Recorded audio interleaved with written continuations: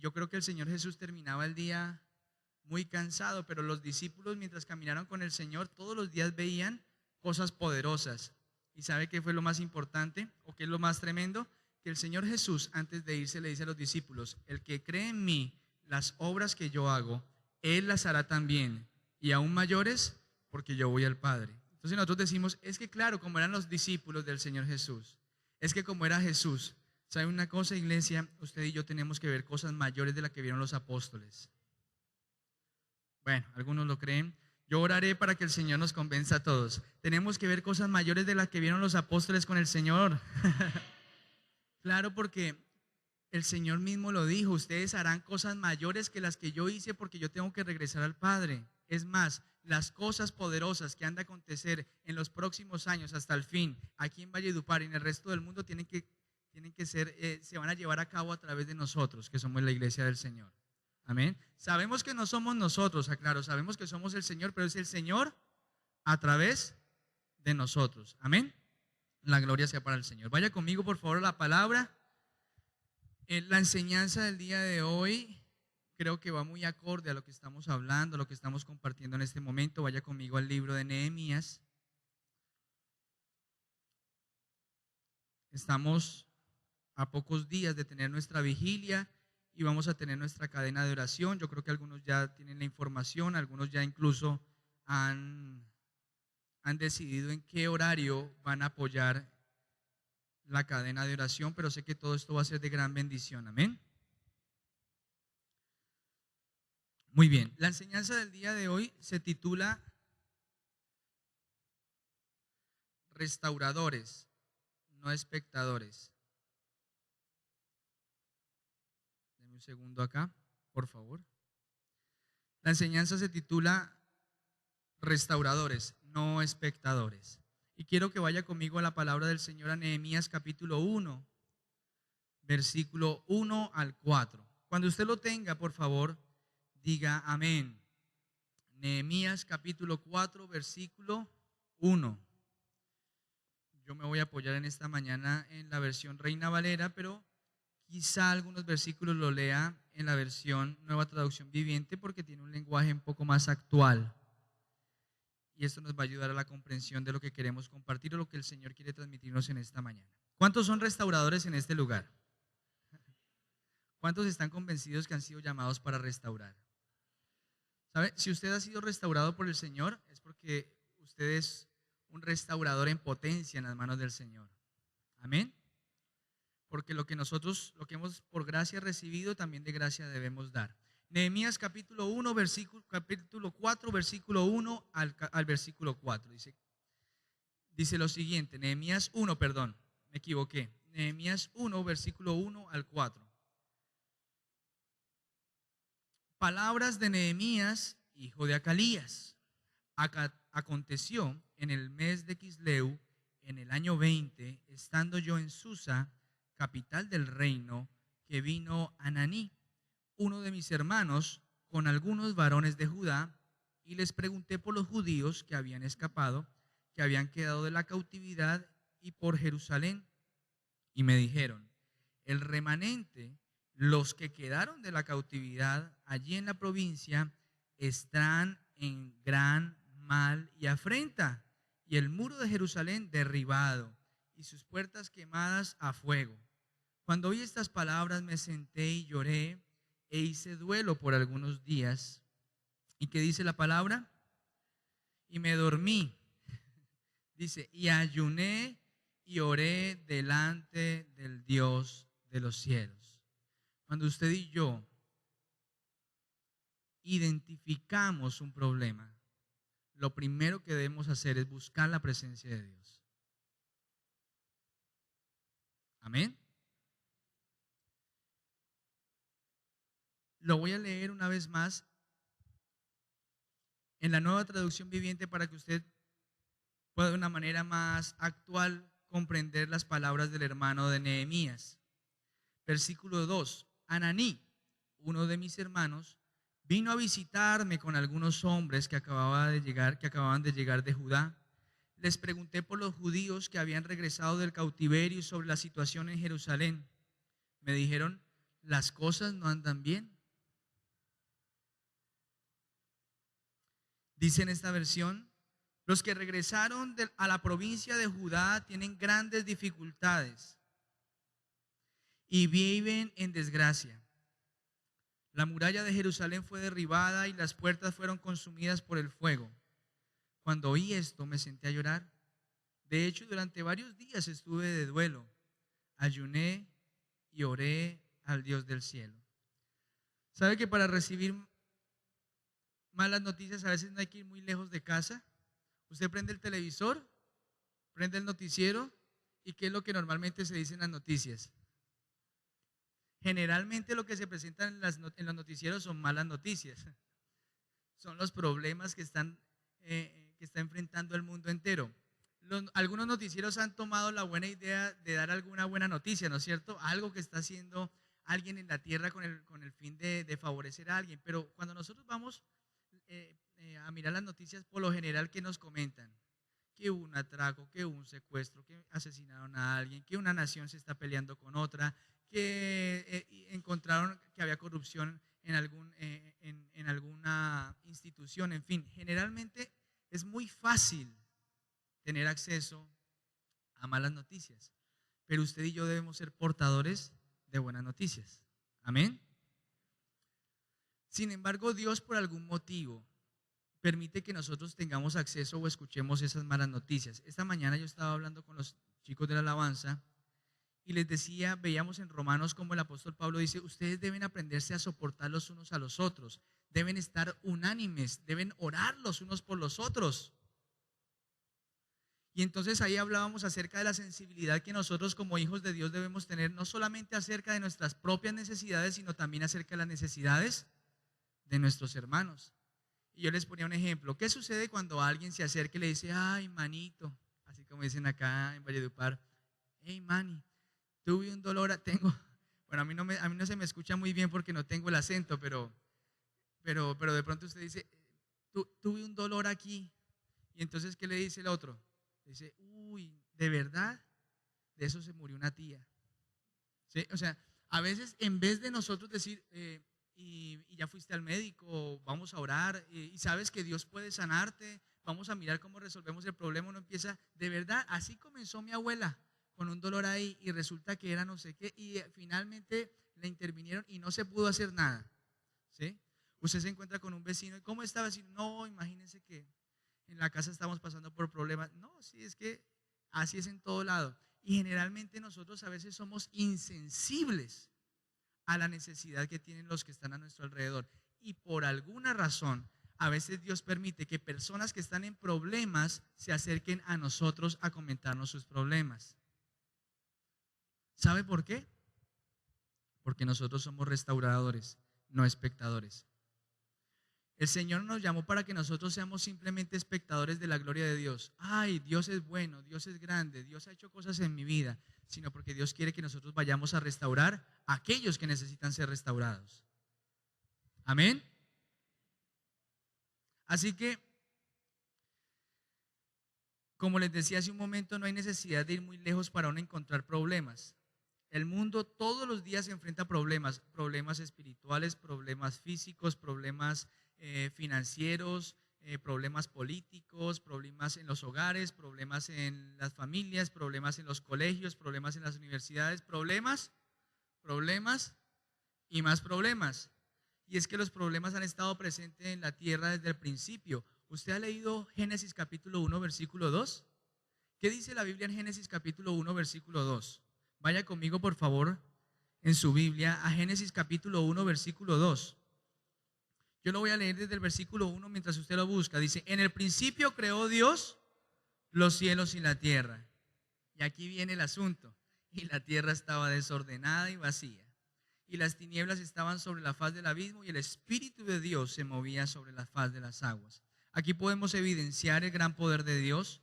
Y además de eso podemos tener respuesta a la gran inquietud de los seres humanos. ¿Quién creó el universo? ¿Quién creó el mundo? Bueno, la Biblia nos declara que Dios creó el mundo. Amén. Pero además de eso, el versículo 2 nos dice que la tierra no tenía forma, estaba vacía y la oscuridad cubría las aguas profundas. En otras palabras, había caos. Sin embargo, podemos ver en este pasaje el carácter de Dios, podemos ver el poder de Dios, cómo Dios el caos lo convierte en armonía, cómo lo que no tenía forma empieza a tener forma. Y si no es así, ¿por qué no mira su vida? ¿Cómo llegó usted a los pies de Cristo? La realidad es que la gran mayoría de los seres humanos, por no decir todos, porque algunos de pronto dirán, no, yo no tenía muchos problemas cuando me acerqué al Señor, pero realmente sí había algún vacío en nuestras vidas. Y cuando llegamos a Cristo, llegamos con vacíos, llegamos en oscuridad, llegamos en tinieblas, llegamos enfermos, llegamos con algún tipo de problema. ¿Y sabe qué hizo el Señor? Lo transformó en bendición. Lo transformó en vida. Más adelante, en Génesis capítulo 3, cuando se relata la caída del hombre, entonces el hombre empieza a experimentar personalmente lo que implica resolver problemas. Génesis capítulo 3, versículo 7. Por favor, vaya conmigo a Génesis capítulo 3, versículo 7. Y vamos a ver allí qué sucedió. ¿Ya lo tiene? Bueno, Génesis capítulo 3, versículo 7 dice, entonces fueron abiertos los ojos de ambos, de Adán y Eva, y conocieron que estaban como desnudos. Entonces cosieron hojas de higuera y se hicieron delantales. Allí Adán y Eva empezaron a enfrentar sus primeros problemas. Tenían que buscar a ver cómo se podían vestir. Así que la verdad, a nosotros no nos debe asombrar los problemas, porque los problemas siempre han existido y se han presentado en la historia de la humanidad desde el principio de la creación, pero siempre vemos a un Dios resolviendo problemas. Vemos al ser humano intentando resolver a su manera los problemas, pero también vemos a un Dios con la respuesta correcta. Diga conmigo, Dios tiene la respuesta correcta. Entonces yo quiero hacer unas preguntas antes de poder continuar con la enseñanza. Estoy dando esta pequeña introducción para que veamos a través del ejemplo de Nehemías cuál debe ser la actitud de los restauradores, es decir, los que no somos espectadores. Quiero hacerle algunas preguntas.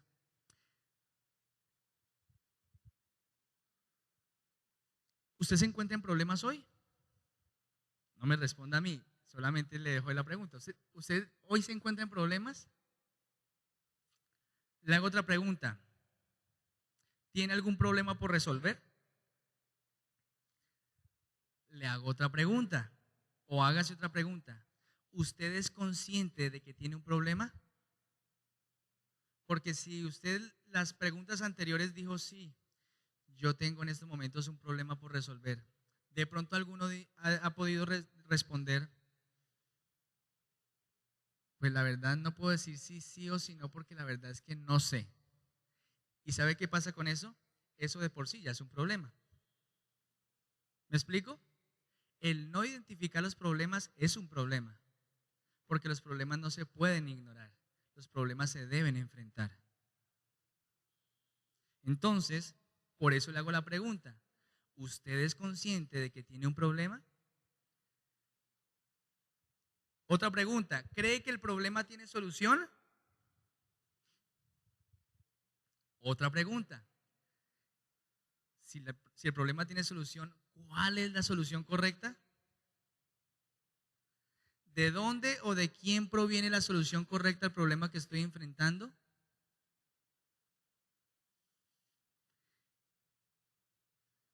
Por lo general habrá una o varias formas de resolver una situación, pero es importante considerar que siempre la solución dada por Dios es la correcta. Entonces la última pregunta que quisiera hacerle en esta mañana es, ¿cuál solución usted desea tomar en esta mañana?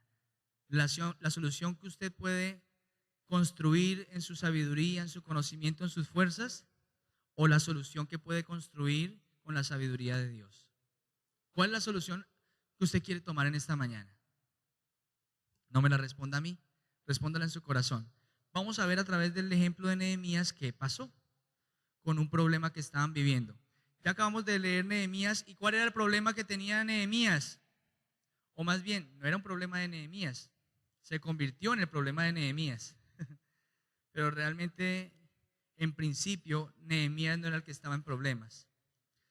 Si usted recuerda, están conversando Ananí, el hermano de Nehemías, y Nehemías con otros hermanos. ¿Y qué dice la Biblia en el versículo 2?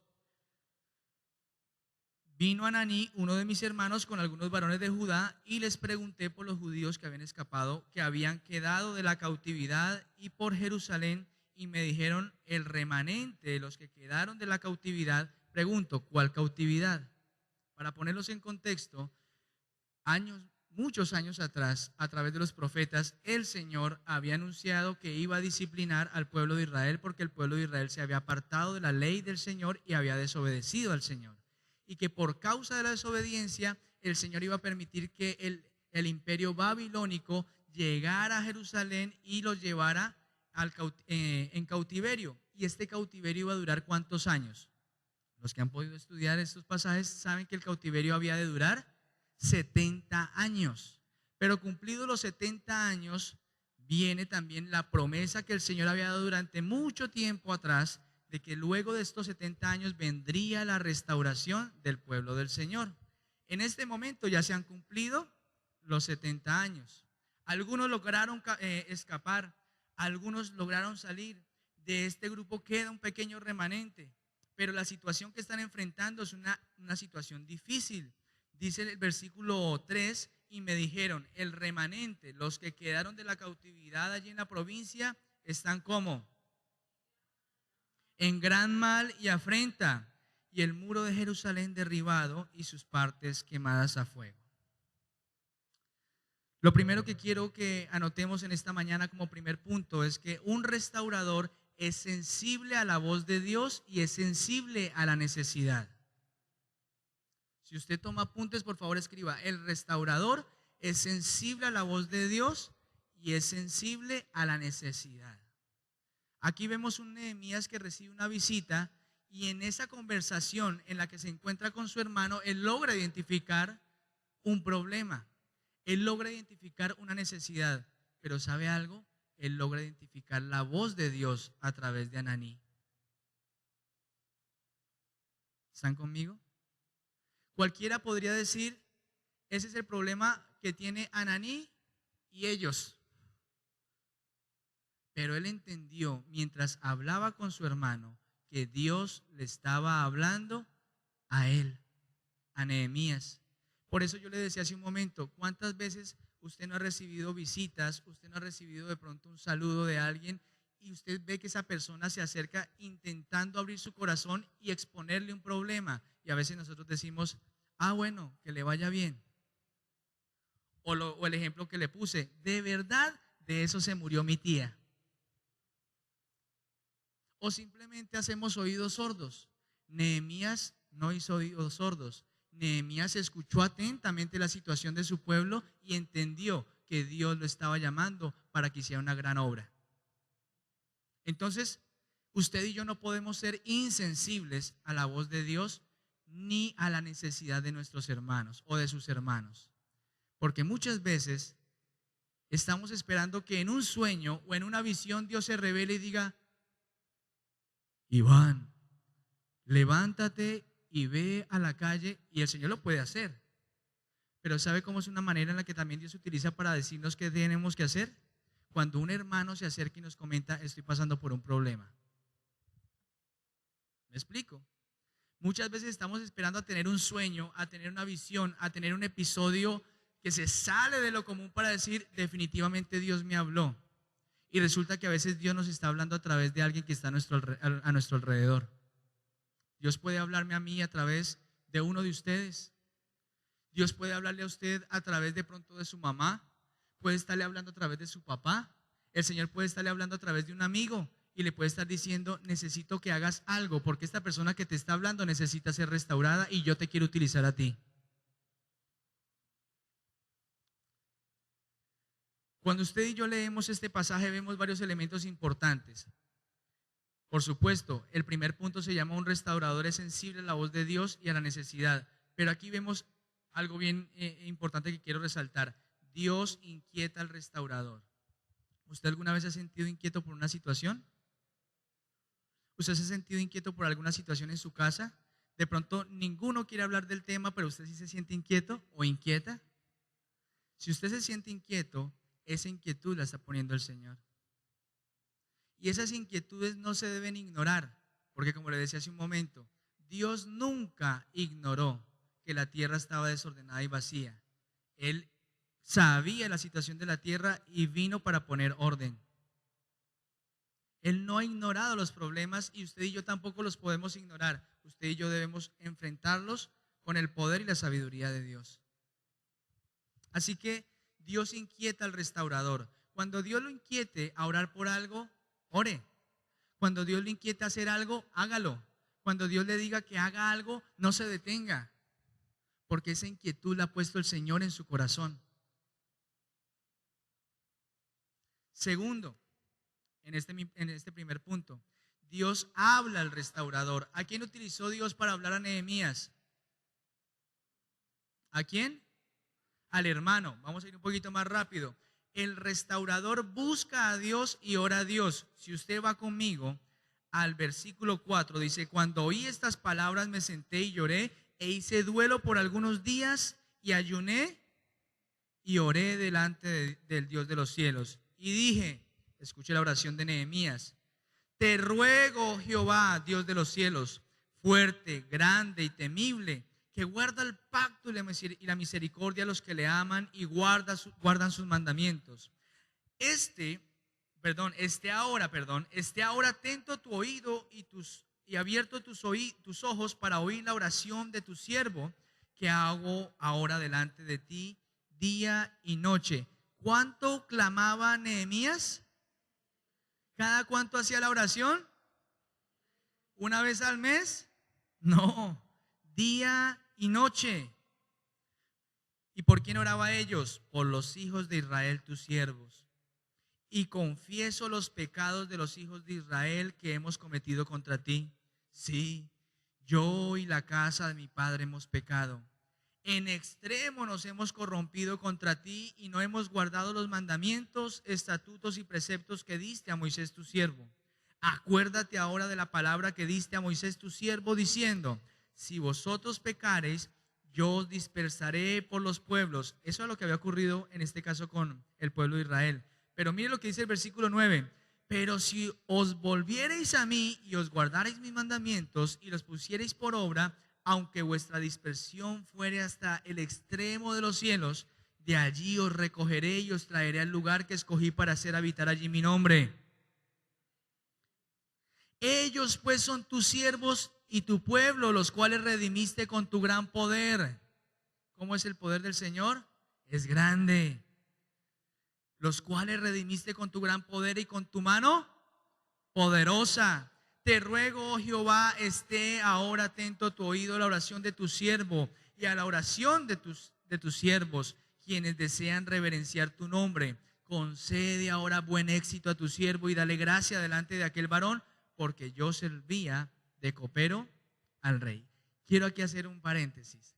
No importa a qué se dedique usted aquí en la tierra. Usted puede ser copero, puede ser médico, puede ser músico, puede ser arquitecto. Usted en las manos del Señor es un restaurador. Porque a veces decimos: no, eso le corresponde a la pastora, eso le corresponde a los líderes. ¿Sabe dónde lo quiere usar el Señor? Allí donde lo ha puesto.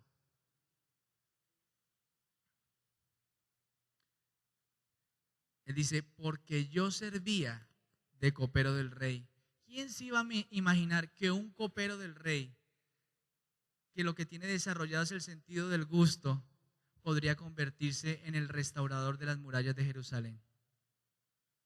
Usted y yo no sabemos todo lo que Dios puede hacer a través de nuestras vidas cuando nos disponemos a escuchar su voz y a seguir su instrucción. Dígale al que está a su lado: Dios quiere usarte. Lo otro que quiero resaltar en este punto es que cuando vemos la situación de Israel era caótica, era muy grave. Pero lo que quiero decirle con esto es que no hay problema demasiado grande para Dios. No hay crisis demasiado grande para nuestro Dios. No hay enfermedad demasiado grande para nuestro Dios. No hay situación que se pueda salir de las manos de Dios y para la cual Dios no pueda tener una respuesta. Porque si al extremo habían sido dispersos el pueblo de Israel, para Dios no era difícil volverlos a traer al lugar donde Él quería que levantaran su nombre. Pregunta, ¿habrá algo imposible para Dios?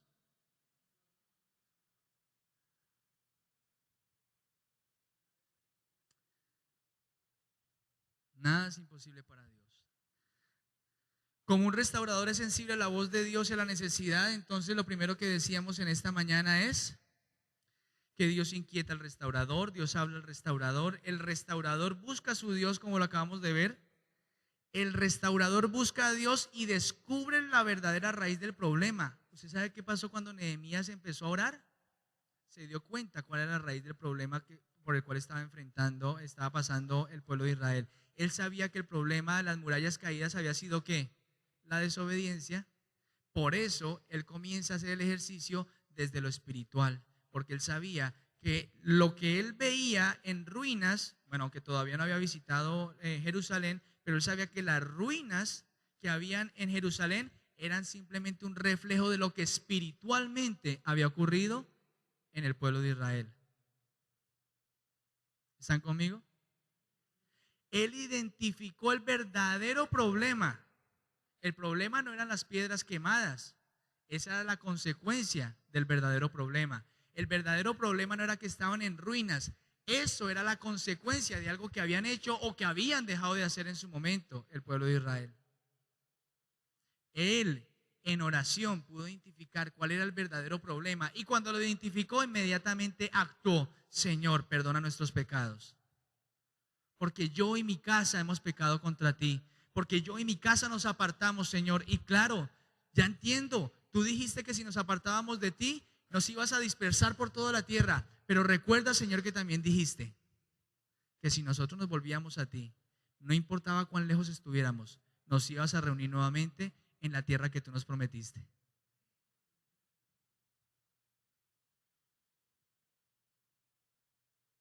El restaurador busca a Dios y descubre la verdadera raíz del problema.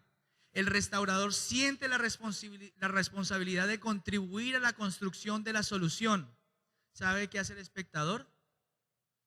Observa y dice: de verdad, eso es muy difícil. Eso no hay nada que hacer. El espectador observa y opina, pero el espectador ora a Dios y trabaja. Amén. Por eso la enseñanza se llama en esta mañana restauradores y no espectadores. ¿Sabe que usted y yo no estamos en este lugar simplemente para que domingo a domingo nos sentemos ahí en esa silla para mirar quién va a predicar? Sino que Dios nos está preparando para restaurar a aquellos que en estos momentos están en problemas. El restaurador siente la necesidad de hacer algo. Por eso yo le preguntaba: ¿usted alguna vez se ha sentido inquieto por alguna situación? A veces en la familia pasa eso, que de pronto la mamá está inquieta por algo y el papá ni por ahí, y los hijos sí que menos. O pasa con el papá, es decir, alguno puede estar inquieto y el resto como que no es con ellos. Si el Señor lo ha inquietado a usted, en vez de cargarse con los suyos, ore a Dios, porque quiere decir que Dios quiere utilizarlo a usted como instrumento para hacer esa restauración. Amén. Miren, no importa la posición que ocupemos, en las manos de Dios podemos ser restauradores. Dios pone gracia en los que se disponen a restaurar. Veíamos allí en la palabra cómo le dice: Señor, dame tu favor porque yo sirvo al rey. Y en Nehemías capítulo 2 versículo 4 sucede algo bien interesante. Vaya conmigo. Me dijo el rey: ¿qué cosa pides? Entonces oré al Dios de los cielos y dije al rey: si le place al rey y tu siervo ha hallado gracia delante de ti, envíame a Judá, a la ciudad de los sepulcros de mis padres, y la reedificaré. ¿Sabe qué sucedió? Luego de que Nehemías había identificado el problema y le había dicho: Señor, si tú quieres enviarme a mí, yo lo haré. ¿Saben qué sucedió?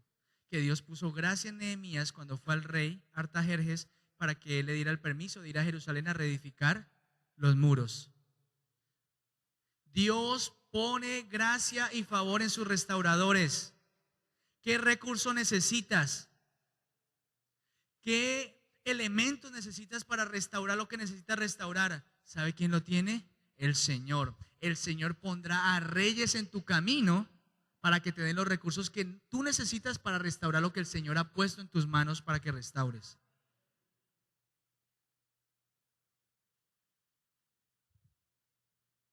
¿Quién puso favor y gracia delante del rey en Nehemías? Dios. Él era un copero. ¿Cómo es posible? ¿Cuándo se ha visto que un rey le diga al copero: ¿en qué puedo servirte? Cuando el que debía estar al servicio era el copero. El copero era el que tenía que decirle: aquí estoy, mi señor. ¿Qué desea su majestad? ¿Qué necesita mi rey? ¿Y sabe qué le dice el rey? Nehemías, ¿te sientes bien? ¿Qué necesitas? ¿Qué necesitas? Dios ya había dispuesto el corazón del rey para darle el permiso a Nehemías y los recursos que Nehemías necesitaba para ir a restaurar las murallas. Amén. Muy bien, el restaurador recibe instrucción de Dios, hace un diagnóstico, comparte la visión con un equipo estratégico y posteriormente transmite el plan de trabajo a todos los que vayan a participar en la tarea de la restauración. Vaya conmigo al versículo 11 del capítulo 2. El versículo 11 dice algo bien interesante.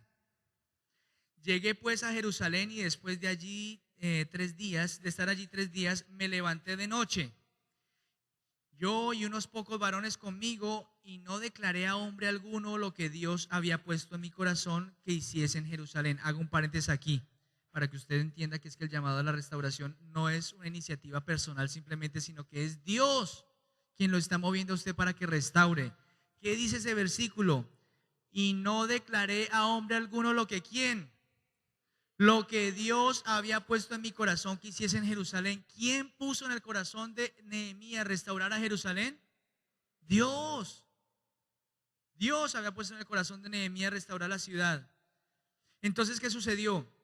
Dice, ni había cabalgadura conmigo excepto la única que yo cabalgaba. En la otra versión dice que llevaba un burro. Y salí de noche por la puerta del valle hacia la fuente del dragón y a la puerta del muladar. Y observé los muros de Jerusalén que estaban derribados y sus puertas que estaban consumidas por el fuego. Pasé luego a la puerta de la fuente y al estanque del rey, pero no había lugar por donde pasase la cabalgadura en que iba. Y subí de noche por el torrente y observé el muro y di la vuelta y entré por la puerta del valle y me volví. Y no sabían los oficiales a dónde yo había ido ni qué había hecho. Y hasta entonces lo había declarado yo a los judíos y sacerdotes. Perdón, me equivoqué. Dice, me salté. Y no sabían los oficiales a dónde yo había ido ni qué había hecho. Ni hasta entonces, perdón, ahí fue donde me equivoqué, lo había declarado yo a los judíos y sacerdotes, ni a los nobles, ni oficiales, ni a los demás que hacían la obra. Él no le había dicho absolutamente a nadie lo que había ido a hacer en la noche. Pero ¿saben qué estaba haciendo él en la noche? Él estaba haciendo un diagnóstico, estaba inspeccionando la situación. ¿Sabe que antes de entrar a resolver un problema, usted y yo debemos analizar cuál es la raíz del problema, identificar realmente cuál es el panorama para poder dar en el blanco? A veces nosotros vemos el problema y inmediatamente queremos hacer. No, Nehemías primero quiso corroborar lo que le había dicho su hermano.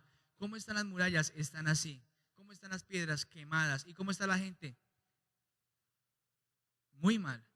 ¿Qué hizo Nehemías? Antes de tomar una decisión y plantear una estrategia, él se acercó y dijo, bueno, ¿cómo están las cosas? Entonces es lo mismo que usted y yo hacemos cuando enfrentamos un problema en la casa, en la empresa, en los negocios, en la oficina, en el trabajo, en el colegio, en la universidad. Antes de apresurarnos a hacer algo, primero decimos, bueno, Señor, ¿qué es lo que está pasando acá? Y entonces salimos en silencio y observamos. Y cuando nosotros observamos nos damos cuenta de la realidad. Cuando Nehemías identificó la realidad en la que se encontraba Jerusalén, entonces ahí sí llamó a los sacerdotes, a los líderes, a los nobles y les dijo: ahora sí les voy a contar qué me dijo Dios, porque Dios puso en mi corazón que restauremos esta ciudad. Dígale al que está a su lado: cuando vaya a restaurar, primero haga un diagnóstico, no salga corriendo. Sí, porque a veces nosotros con buenas intenciones, en vez de contribuir a mejorar una situación o a resolver un problema, lo que hacemos es empeorarlo. Entonces usted y yo necesitamos primero acudir ¿a quién? A Dios.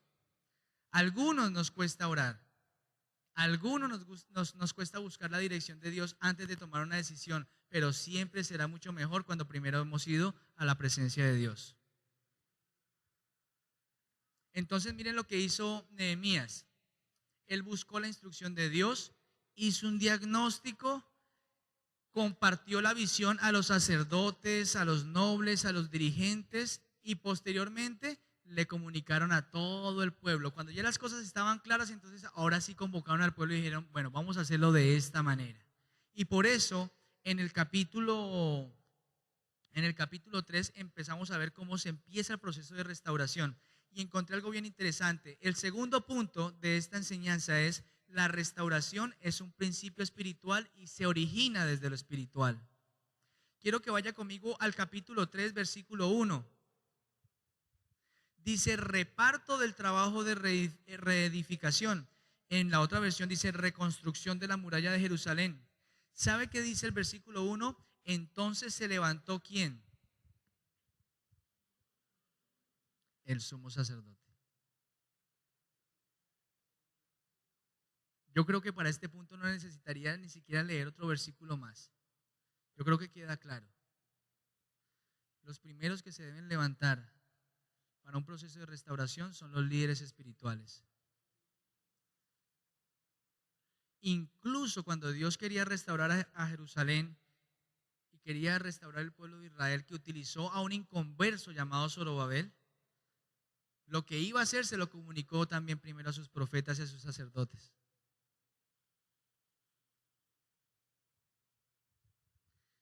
Versículo 1. Entonces se levantó el sumo sacerdote Eliasib con sus hermanos los sacerdotes y edificaron la puerta de las ovejas. Y esto va para los líderes de la iglesia. Nosotros queremos que los hermanos se aviven, amén. Nosotros queremos que los niños también entiendan lo que el Señor está haciendo, amén. Nosotros queremos ver la iglesia florecer, amén. Nosotros queremos ver la restauración del Señor, amén. Nosotros somos los que debemos iniciar el proceso. A veces estamos esperando que alguien más se levante. El primero que se levantó fue el sumo sacerdote y con él sus hermanos, los sacerdotes. Díganme, ¿quién es el sacerdote de su casa? Digan los hombres: yo. Levanten la mano los los sacerdotes del hogar. ¿Cuántos sacerdotes hay en este? Muy bien, hay varios. Gloria a Dios. Los esposos somos los sacerdotes. Moisés es sacerdote de su hogar. Amén. Amén. Se levantó el sacerdote. Cuando se levanta el sacerdote, el pueblo lo sigue. Cuando el sacerdote se queda sentado, todos se quedan sentados. O en su defecto, ante la pasividad del sacerdote, otros intentan resolver pasando por alto la autoridad del sacerdote. Y eso también es un problema. Entonces, ¿quiénes son los que se levantan primero a la restauración? Los sacerdotes. Sencillo. ¿Se acuerda la oración de Nehemías? ¿Cuál fue la oración de Nehemías? Señor, yo me acuerdo que tú dijiste: si nosotros pecamos contra el Señor nos va a disciplinar y nos va a dispersar por toda la tierra. Él entendió que el problema era espiritual, entonces llamó a los espirituales para comenzar la obra. ¿Cuántos espirituales hay en este lugar? ¿Cuántos espirituales hay en este lugar?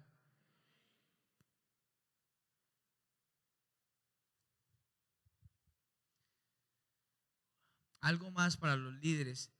Todos aquí de una u otra manera ejercemos un liderazgo. Algunos de pronto lo ejercen en su casa, otros en la iglesia, otros en su empresa, en su trabajo, pero todos de alguna manera, incluso yo sé que hay líderes en los colegios y líderes en las universidades. Si nosotros queremos que todo el pueblo se levante a trabajar, nosotros somos los primeros que tenemos que dar ejemplo. Se lo voy a leer. Dice el versículo 2: junto a ella edificaron los varones de Jericó, y luego edificó Sacur, hijo de Imri. Los hijos de Senaa edificaron la puerta del pescado. Ellos la enmaderaron y levantaron sus puertas, con sus cerraduras y sus cerrojos. Junto a ellos restauró Meremot, hijo de Urías, hijo de Cos, y al lado de ellos restauró Mesulam, hijo de Berequías, hijo de Mesabeel. Junto a ellos restauró... ¿Sí vio lo que pasó cuando se levantó el sacerdote? El sacerdote levantó una puerta y entonces los hermanos dijeron, entonces nosotros también vamos a levantar la otra puerta. ¿Y qué dijo el pueblo? Si ellos están trabajando, nosotros también entonces vamos a trabajar. Y empezaron a trabajar en unidad, porque el sacerdote había dado ejemplo. Amén. Entonces Nehemías reconoció desde el principio que las ruinas y el panorama caótico que sufría Jerusalén reflejaba lo que un día había ocurrido espiritualmente con el pueblo. Nehemías reconoce el pecado y por eso pide perdón por dicho pecado. Los sacerdotes son los primeros en iniciar la reconstrucción. Las familias responden al llamado de Dios a través de las autoridades espirituales. Nosotros debemos entender que todo tiene un orden espiritual. Y para que el proceso pueda tener continuidad, es necesario que comencemos en orden. El sacerdote se levantó y con él se levantaron sus hermanos y con ellos el resto del pueblo. Amén. Muy bien, vamos al tercer punto. Ya vamos a terminar. Todo proceso de restauración siempre tiene oposición. Hasta ese momento, Nehemías había visto cosas tremendas. Él escuchó la noticia, se dolió en su corazón, oró a Dios y Dios puso favor, porque cuando Nehemías llega ante el rey Artajerjes, el rey le dice: quiero que vayas allá y hagas lo que tienes que hacer. Le da el tiempo, le da los recursos, le da el permiso. Nehemías se va, hace el diagnóstico, comparte la visión, empiezan a trabajar. Qué bendición, ¿no es cierto? Pero ¿sabe qué dice la palabra? Cuando oyó Sanbalat, que nosotros estábamos reedificando las murallas, se enfureció. Siempre que usted y yo nos dispongamos a hacer un proceso de restauración, siempre va a haber oposición. Pero la oposición, que haya oposición, no quiere decir que no se va a terminar la obra. Que haya oposición no quiere decir que Dios no va a cumplir su propósito. Que haya oposición no quiere decir que tenemos que desistir. Que haya oposición quiere decir que veremos la gloria de Dios. Nehemías capítulo 4, versículo 6. El tercer punto se llama: todo proceso de restauración tiene oposición. Voy a leer desde el versículo 1, más bien, Nehemías capítulo 4, versículo 1. Cuando oyó Sanbalat que nosotros edificábamos el muro, se alegró con nosotros y dijo: ¿en qué les puedo ayudar? ¿Sí? Se enojó y se enfureció en gran manera e hizo escarnio de los judíos, y habló delante de sus hermanos y el ejército de Samaria y dijo: ¿qué hacen estos débiles judíos? ¿Se les permitirá volver a ofrecer sacrificios? Eso es lo que dice Satanás. ¿Se les va a volver a permitir adorar en ese lugar? ¿Será que van a volver a ofrecer sacrificios? ¿Será que van a levantar las murallas con esas piedras quemadas? Así puede ver el enemigo el proceso de restauración. Lo que sucede es que él no ve lo que Dios sí puede ver. Amén. Mientras él solamente veía piedras quemadas, el Señor veía unas murallas reedificadas. Entonces, claro, cuando Sanbalat oyó lo que estaba sucediendo, se enfureció e hizo escarnio. ¿Sabe qué es la palabra escarnio? Burla. Se burló. Ah, ¿qué hacen esos débiles ahí? Se están reuniendo a orar. Y ahora dijeron que van a hacer unas peticiones todos los domingos y que van a orar por esas peticiones. El enemigo puede poner eso en el corazón. Eso no va a servir de nada. ¿Eso para qué va a servir? ¿Para qué ayunan? ¿Para qué oran? ¿Por qué quieren restaurar? ¿Será que lo van a lograr? lo primero que el enemigo hace, y aquí viene el primer punto de este tercer punto, es que el enemigo hace escarnio, el enemigo se burla cuando nosotros tenemos el buen propósito de restaurar.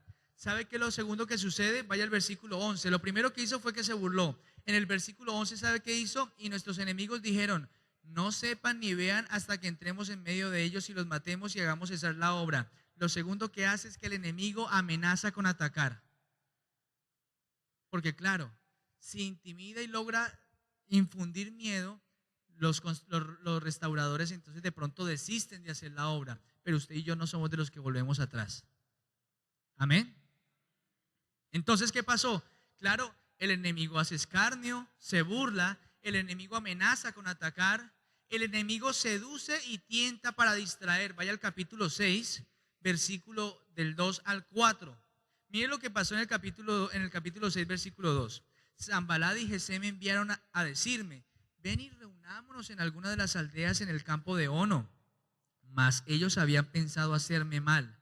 Y les envié mensajeros diciendo: yo hago una gran obra y no puedo ir, porque cesaría la obra dejándola yo para ir a vosotros. En los procesos de restauración, no solamente el enemigo intenta burlarse, no solamente el enemigo amenaza con atacar, sino que también te va a intentar distraer.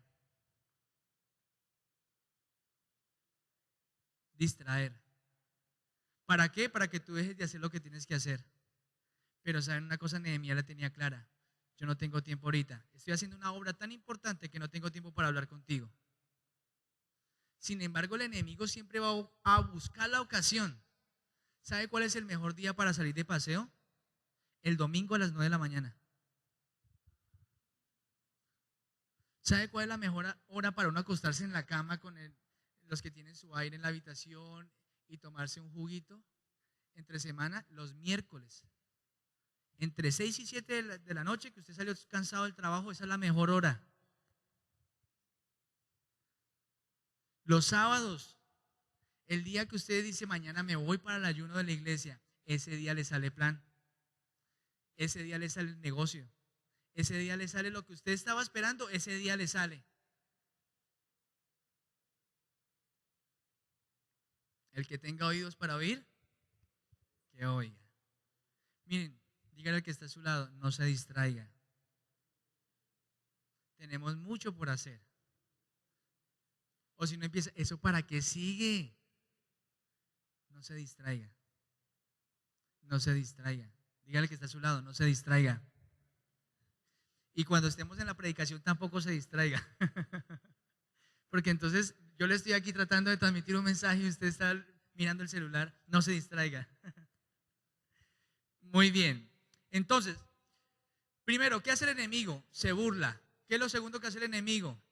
Amenaza con atacar. ¿Qué es lo tercero que hace? Intenta distraer. ¿Sabe qué es lo cuarto que hace? Intenta levantar un falso testimonio para dividir y desalentar al pueblo. Vaya al versículo 5 hasta el versículo 9. Dice el versículo 5 algo bien interesante. Entonces Sanballat envió a mí su criado para decir lo mismo por quinta vez. ¿Sabe cuántas veces él envió mensajeros? Envió 4 veces, y las 4 veces Nehemías le dijo: no tengo tiempo. Entonces él dijo: no hay quinto malo.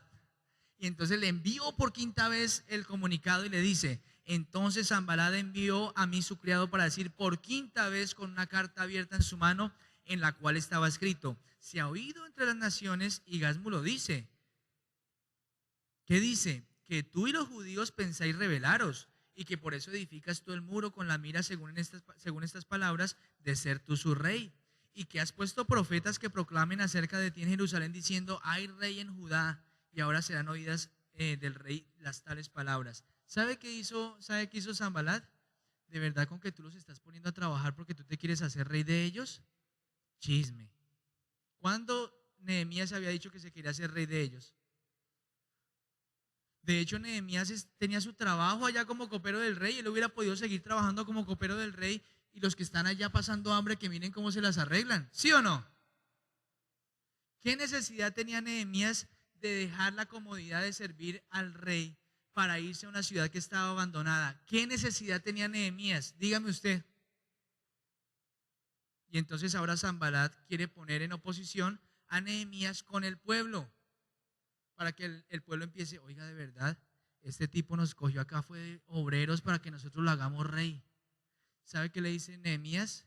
Todo lo que tú estás diciendo te lo inventaste tú, porque no es cierto. Entonces tengamos cuidado cuando el enemigo empieza a sembrar chisme en la casa, cuando empieza a sembrar chisme en la iglesia, cuando empieza a sembrar chisme en el trabajo.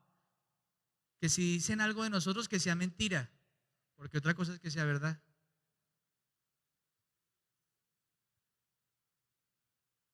Si es mentira, usted tiene la conciencia tranquila delante de Dios y usted sigue para adelante trabajando. Amén.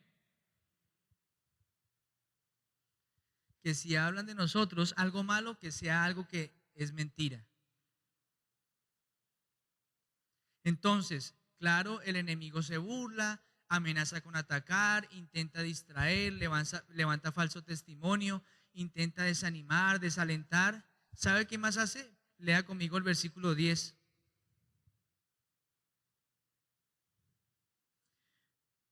Vine luego a casa de Semaías, hijo de Delaía, hijo de Mehetabel, porque él estaba encerrado, el cual me dijo, reunámonos en la casa de Dios dentro del templo y cerremos las puertas del templo, porque vienen para matarte. Sí, esta noche vendrán a matarte. Entonces dije, ¿un hombre como yo ha de huir? ¿Y quién que fuera como yo entraría al templo para salvarse la vida? No entraré. Y entendí que Dios no lo había mandado, sino que hablaba aquella profecía contra mí, porque Tobías y Sanballat lo habían sobornado. Satanás va a intentar sembrar miedo en tu corazón. Incluso es posible que utilice a personas que están cerca de ti para decirte cosas de parte de Dios que no son verdad. ¿Sabe qué tenía este hombre Nehemías? Tenía discernimiento espiritual. ¿Sabe por qué? Porque cuando usted lee el capítulo 1, el capítulo 2, el capítulo 3, siempre el capítulo 4, el 5, el 6, todos los capítulos siempre dice, y yo oré a Dios. Si usted y yo somos hombres y mujeres de oración, aun cuando vengan a nosotros con mentiras, serán desenmascarados. Pero cuando usted y yo no somos hombres y mujeres de oración, nos dejamos engañar. No hay nada que no sea revelado y expuesto ante la presencia de Dios. Entonces usted y yo sí necesitamos orar. Pero no la oración de gracias Señor por este día en el nombre de Jesús, amén. Y me fui. Sino Señor, muéstrame qué quieres que haga hoy. Señor, mira esta situación. ¿Qué hay detrás de esta situación? Yo en mi trabajo personalmente estoy pasando por un momento complicado y el Señor me ha dicho, tranquilo. Porque tarde o temprano la verdad sale a la luz. Pero si yo no soy un hombre de oración, ay, ¿qué hago? O simplemente caigo en el juego, entonces ¿sabe qué tengo que hacer yo? Mantenerme firme al Señor, fiel al Señor, orando al Señor y buscando la presencia de Dios. Dios ya me dio la respuesta. Tranquilo, espera. Cuando uno no ora, se desespera. Entonces, recapitulemos este punto para ir al último. El enemigo, ¿qué hace? Dígalo conmigo. Se burla. ¿Qué más hace el enemigo? Amenaza con atacar. ¿Qué más hace el enemigo? Distrae. ¿Qué más hace el enemigo? Levanta falso testimonio para dividir. ¿Y qué más intenta hacer el enemigo? Sembrar ¿qué? Miedo y desánimo, claro, y todo lo que usted pueda en esos momentos pensar, eso. Porque el ladrón vino para matar, robar y destruir. Último punto. Si para todo proceso de restauración hay una oposición, para toda oposición del enemigo, Dios da la estrategia al restaurador. Si para toda restauración hay una oposición, para esa oposición también hay una respuesta de Dios. Bueno, hay como 3 convencidos. Vamos con esos 3. Nehemías capítulo 4, versículo 4 al 6. Oye, oh Dios nuestro, que somos objeto de su menosprecio. ¿Cuál es la clave aquí? ¿Cuál es la estrategia? Orar. Léalo conmigo. Oye, oh Dios nuestro, que somos objeto de su menosprecio, y vuelve el baldón de ellos sobre su cabeza y entrégalos por despojo en la tierra de su cautiverio. no cubra su iniquidad ni su pecado sea borrado delante de ti, porque se iraron contra los que edificaban. Versículo 6, edificamos pues el muro, léalo conmigo fuerte, edificamos pues el muro y toda la muralla fue terminada hasta la mitad de su altura porque el pueblo tuvo ánimo para trabajar. ¿Sabe cuál debe ser su posición y su decisión cuando el enemigo se quiere burlar de lo que usted está haciendo? Usted debe orar a Dios y debe cobrar ánimo. Eso es lo que me tocó a mí hacer la semana pasada en mi trabajo. Orar a Dios y cobrar ánimo. No importa, Señor, yo voy contigo, tú vas conmigo.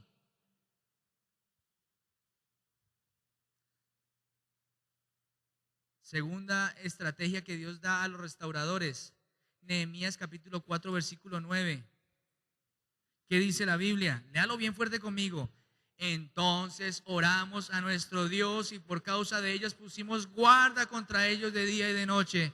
¿Cómo así otra vez orar? ¿Ya luego no había orado ayer? Miren, ellos oraron y establecieron un plan de seguridad. Ellos dijeron, bueno, si se van a entrar, pues no los vamos a dejar entrar fácil. Si usted sabe que esta noche se van a meter a robar a su casa, ¿usted qué hace? ¿Usted deja la puerta abierta? Si usted sabe que su hijo está corriendo peligro, ¿usted qué hace? Usted por lo menos trata de alertar a su hijo. Si usted sabe que, si usted le avisa, esta noche a mí,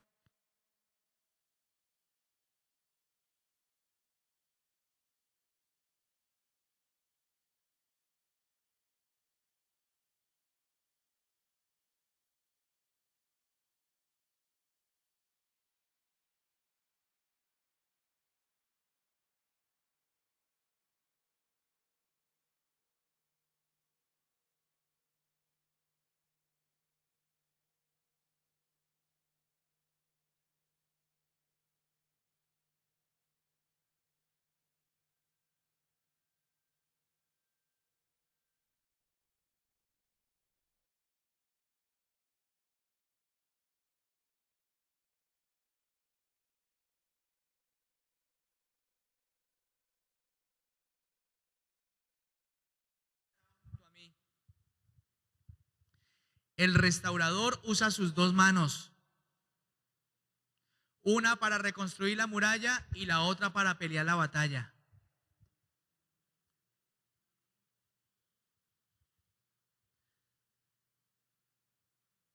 Ahí usted puede ver que cada uno tenía una función específica.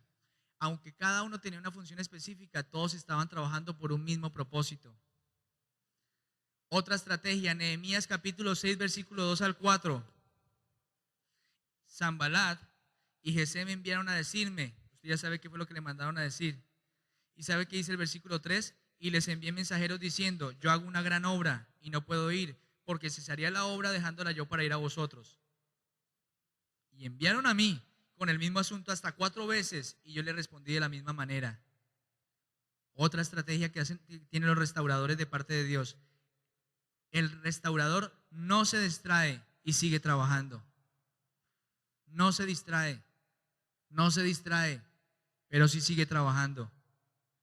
Otra estrategia, Nehemías capítulo 6, versículos del 8 al 9. Dice la Biblia. Entonces envié yo a decirle, no hay tal cosa como dices, sino que de tu corazón tú te lo inventas, porque todos ellos nos amedrentaban diciendo, se debilitarán las manos de ellos en la obra y no será terminada. Ahora pues, oh Dios, fortalece tú mis manos. El restaurador discierne las cosas espiritualmente y trabaja con decisión. ¿Sabe cómo dice en la versión, en la Nueva Traducción Viviente ese versículo? Dice de la siguiente manera: solo trataban de intimidarnos, creían que podrían desalentarnos y detener la obra, de modo que seguí con el trabajo más decidido que nunca. Cuando el enemigo venga a desanimarte, trabaja con más decisión, trabaja con más excelencia, trabaja con más amor, trabaja con más pasión. Amén. Siguiente estrategia, versículo 11 del mismo capítulo 6, del 11 al 14. Dice, entonces dije, ¿un hombre como yo ha de huir? ¿Y quién que fuera como yo entraría al templo para salvarse la vida? No entraré. Y entendí que Dios no lo había enviado, sino que hablaba aquella profecía hablaba aquella profecía contra mí, porque Tobías y Sanbalat lo habían sobornado. Porque fue sobornado para hacerme temer así, y que así pecase y le sirviera de mal nombre, como con que fuera yo infamado. Acuérdate, Dios mío, de Tobías y de Sanbalat, conforme a estas cosas que hicieron. ¿Qué hace nuevamente Nehemías? Ora. Usted dice, pero es que orar y orar y orar. Dígale que está a su lado. Sí, ora. Entonces, ¿aquí qué hicieron? El restaurador no huye. Dígale que está a su lado. Dios no te llamó para que salgas corriendo. Miren, usted y yo no tenemos por qué salir huyendo de la circunstancia. Tenemos que orar a Dios porque Dios tiene la respuesta. Entonces, aquí vemos, el restaurador no huye, sino que enfrenta las situaciones y ora a Dios. El versículo 15, ¿qué dice el versículo 15? Fue terminado pues el muro el 25 del mes de Elul en 52 días. Aquí veo también algo importante. El restaurador trabaja hasta que termina la obra. En otras palabras, el restaurador no deja la obra a medias. Eso me habla a mí de constancia, de perseverancia, de persistir, de insistir una y otra vez hasta que terminamos la obra. No que decimos, vamos a orar una semana y oramos una semana. Y la otra semana, ay no, ya no oremos. Vamos a predicar, ay sí, vamos a predicar. Y a los 2 meses, ay no sé yo para qué salir, hace mucho calor acá en Valledupar. Vamos a trabajar por nuestra familia, sí, vamos a trabajar por nuestra familia. Ay no, qué pereza, ya no cambia. Vamos a trabajar por nuestros hijos, vamos a pelear por nuestros hijos y vamos a sacarlos adelante. Sí, vamos todos. Ay no, yo soy muy rebeldes. El restaurador no descansa hasta no haber terminado lo que se propuso hacer en el Señor. Quiero que cierre sus ojos y vamos a orar. Porque mientras yo oraba a Dios, el Señor me daba una palabra. Yo solamente quiero que usted la escuche. Porque un día, muchos años antes de que Nehemías se levantara, un día Dios le habló al profeta Jeremías. Yo le oraba a Dios y yo le decía, bueno,